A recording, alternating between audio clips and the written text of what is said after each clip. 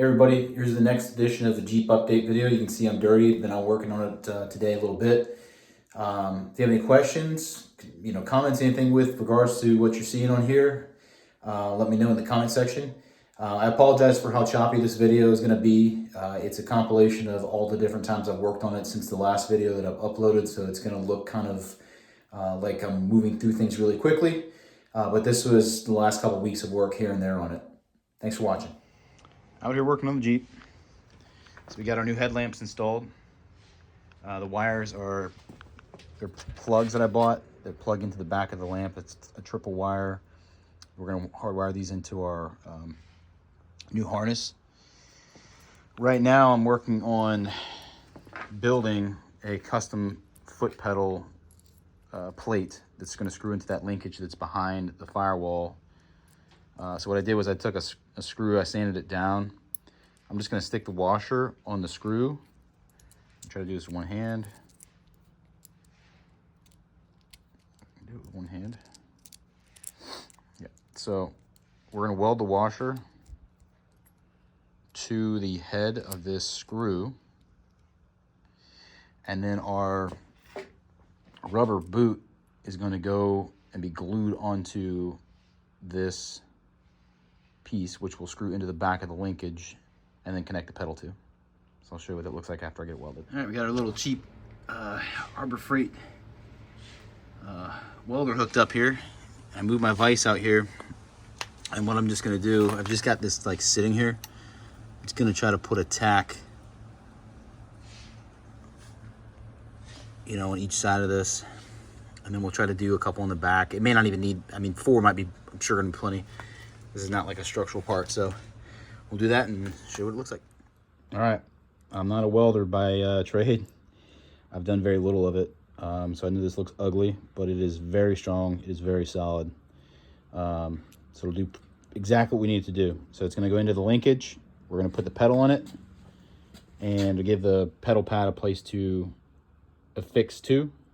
So I'm gonna I've got some Loctite glue that I'm gonna use to affix that pedal, and show what we're gonna do with that. So I'm gonna put this on the linkage first, and then I'm going to basically pull that pedal out, put the new one in place, put the boot on it, put the boot that sits on this on here, cover both with glue, and then we should be good to go after that. So stay tuned. All right, so we're gonna take this piece that goes on the that we just customized. We're gonna glue this to this, and we essentially have a very strong upgraded version of the same thing that I ordered that I broke. I put the boot on the pedal here. So what I'm gonna do is glue this together here, get it on the pedal, and then pop it in place once this is set up. So we also have to swap the bottom of the pedal too, so go ahead and get that done.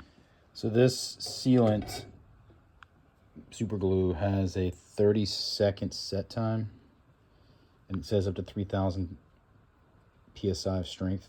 So I'm gonna let this stuff cure.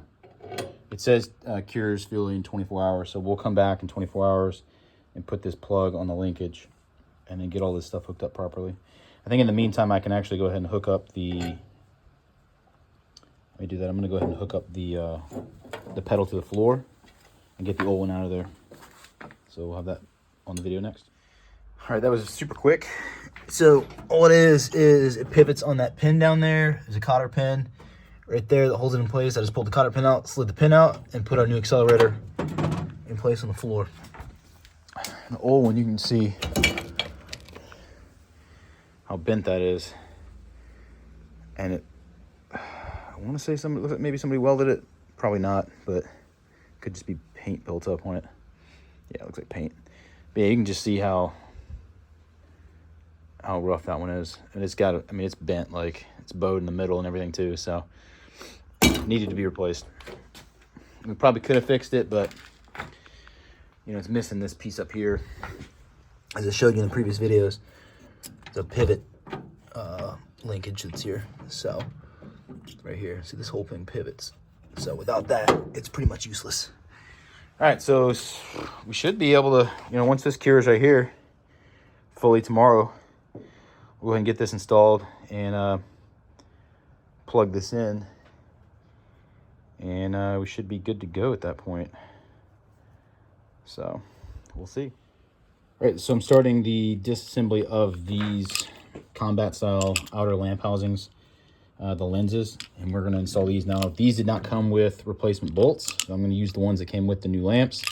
There are these little lock washers on here, as you can see. They will not thread off, so I'm going to just bend them and remove them, and we'll put some some kind of sealant on there to keep the screws from backing out of the housings once they're affixed. So I'm going to get these apart, and I'm going to go ahead and install these for now to see how they look on here. We still have to get 12-volt bulbs for this, and I've got to test each one of those wires to see which bulb is connected to which wire, so that when we wire them in, we can have, we're going to put a dual filament bulb in here so that we can go ahead and have a brake light shared with a blinker, basically.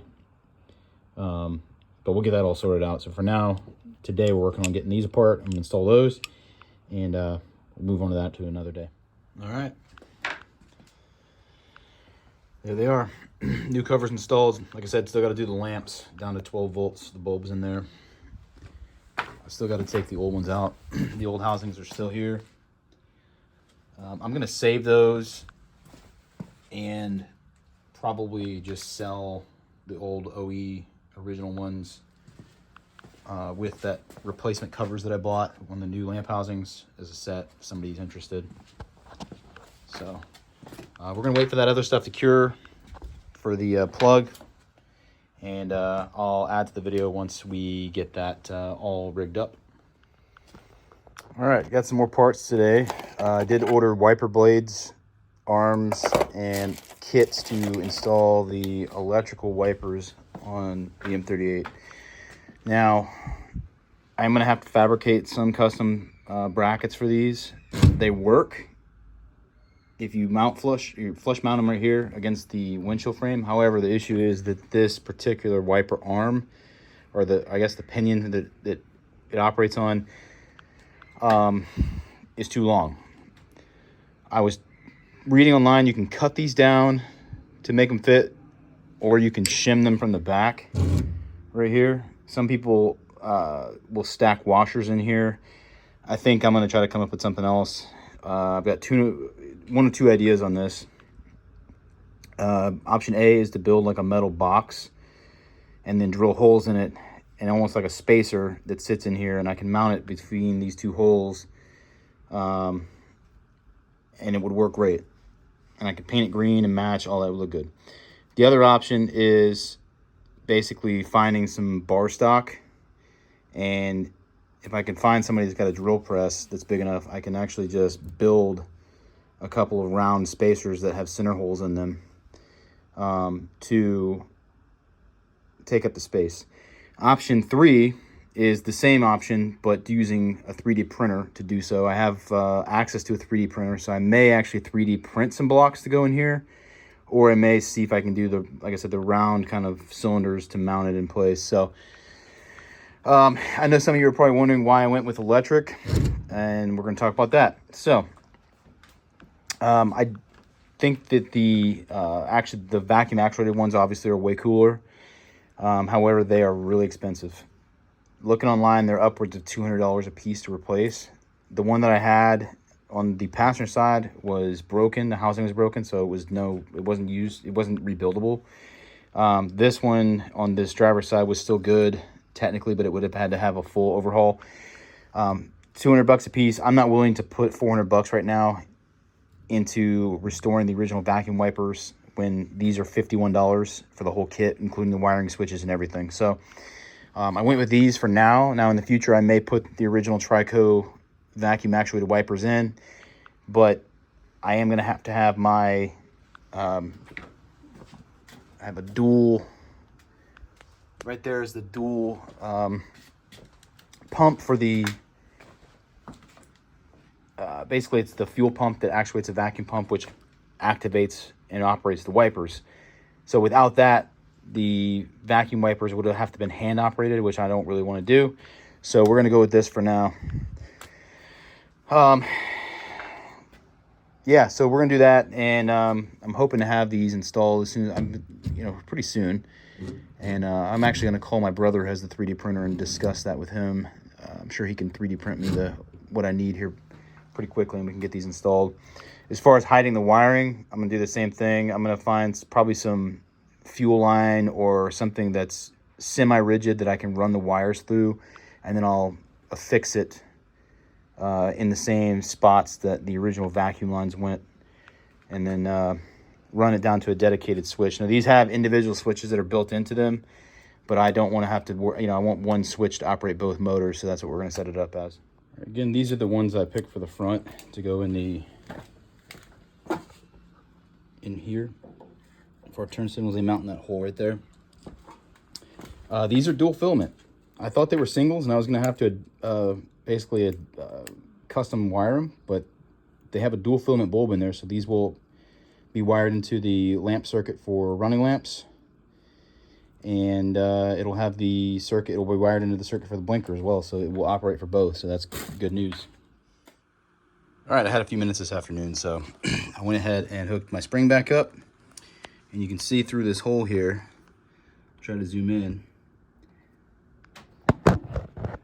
You can see the foot pedal is hooked up, and I've got my rubber boot that goes between the firewall and the back of the pedal hooked up, and I'm pushing on the linkage for the foot pedal right now, accelerator pedal, and she works. She functions. All right. So I still need to get a cotter pin to put through here to keep this linkage from coming loose, but we'll take care of that. But the pedal is done. I'm happy with it. So we'll see how it operates once we get the Jeep on the road, but another step closer.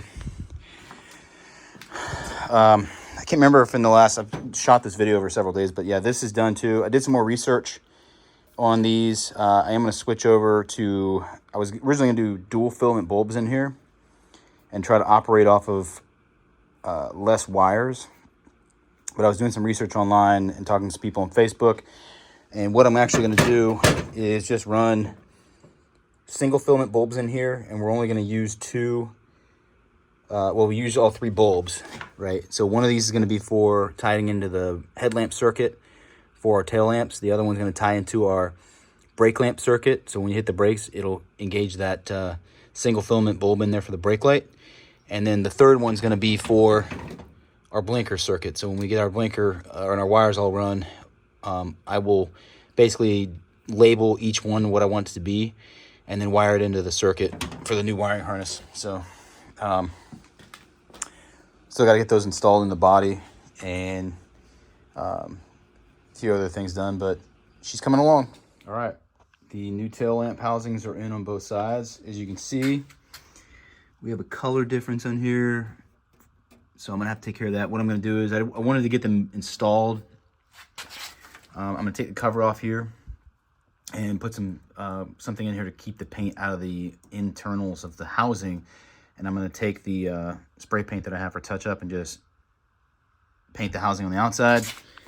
And I've got plenty of access in the back to get everything sprayed up as well. But I wanted to make sure these were going to fit properly, and they do. They look awesome.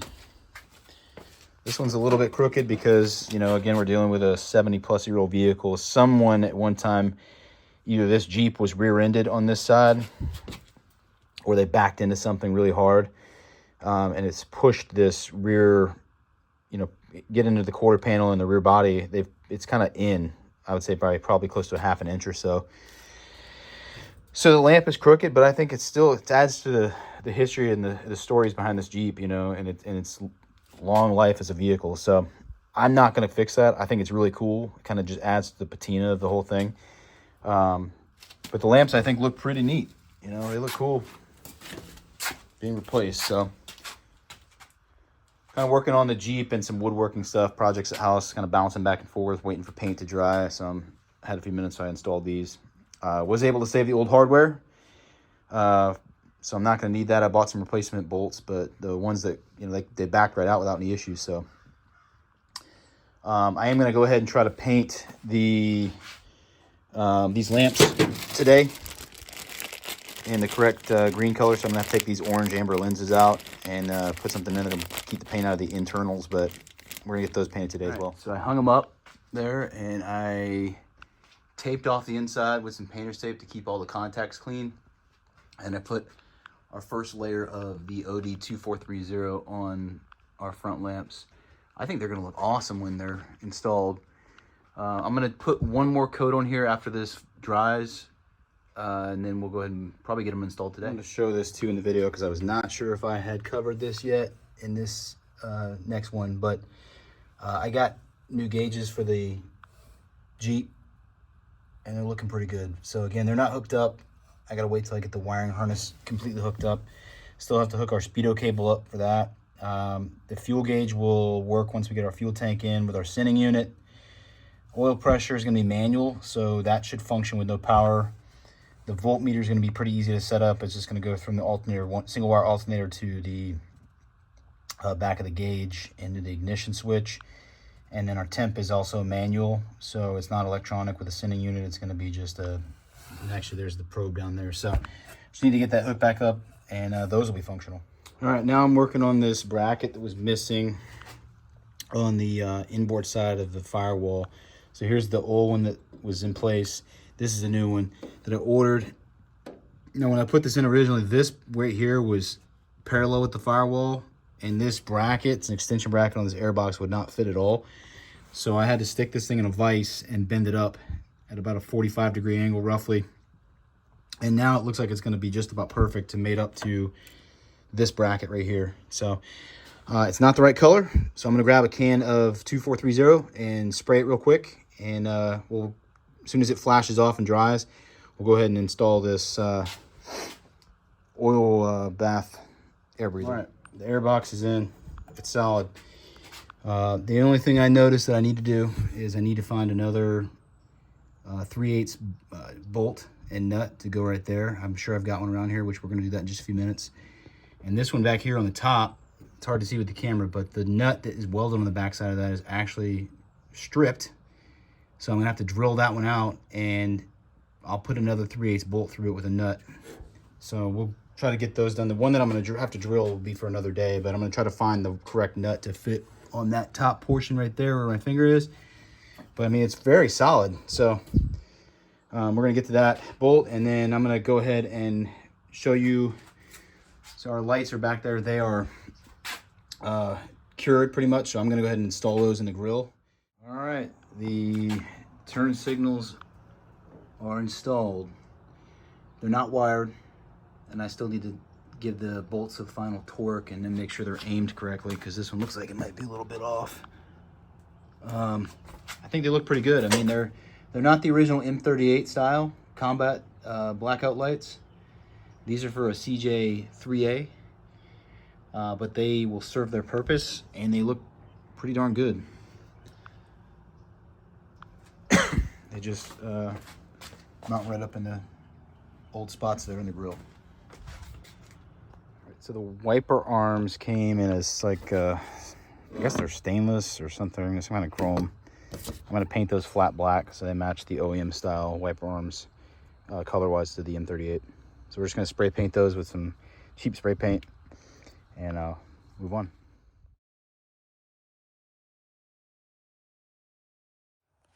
All right, those are painted black. We're gonna let those dry. I'm just kind of hung them here on this bag until they dry. I'm gonna work on, actually I need to spray paint this as well, so I'm gonna have to cut out a piece of cardboard or something to stick around here so I can spray paint this black, but I'll probably wait till we get closer to getting the final mounting on this. This is a 3D block that my brother printed for me. You can see it works great. It just takes up the space between the back of the motor housing and where I want these things to be flush mounted on the windshield frame. I got a drill press today, so I'm gonna, the two screws that mount on either side of this to hold this motor in place, they're right here. I'm going to have to put this block in a drill press once I mark the location of those holes and drill them so they're straight and true.